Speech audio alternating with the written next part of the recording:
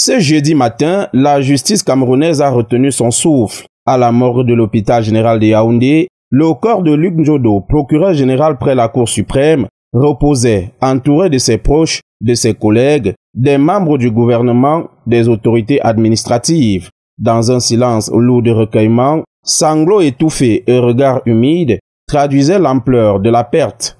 La prière d'adieu, présidée par Monseigneur Damazinga Tangana, évêque de Kribi, a mêlé paroles de consolation et accents de dignité. Chaque mot s'adressait à la famille, à la salle tout entière, endeuillée par la disparition d'un magistrat engagé jusqu'au bout.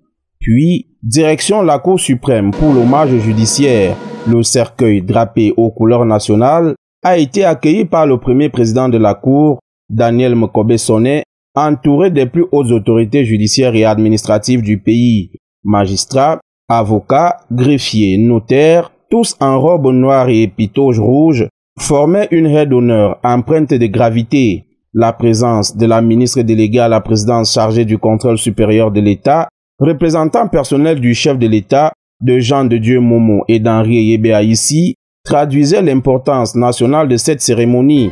Moment fort, la pose de la gerbe de fleurs de la Cour suprême près du cercueil par Daniel Mkobe-Sonnet. Dans un silence quasi religieux, magistrats et autorités se sont succédés pour un dernier salut. Au nom de la promotion 1976-1978 de l'ENAM, le professeur Marcel Emmanuel Abaoyono a retracé, la voix tremblante, le parcours d'un magistrat qui a refusé la parjure et gardé le cap malgré les turpitudes traversées par le Cameroun. Sous une pluie battante, le cortège s'est ébranlé vers la basilique mineure Marie-Reine des Apôtres de Mvolier pour la messe d'hommage. La justice camerounaise perd un pilier, mais l'exemple, le courage et le sens du devoir de Luc Njodo demeurent comme un guide pour les générations futures.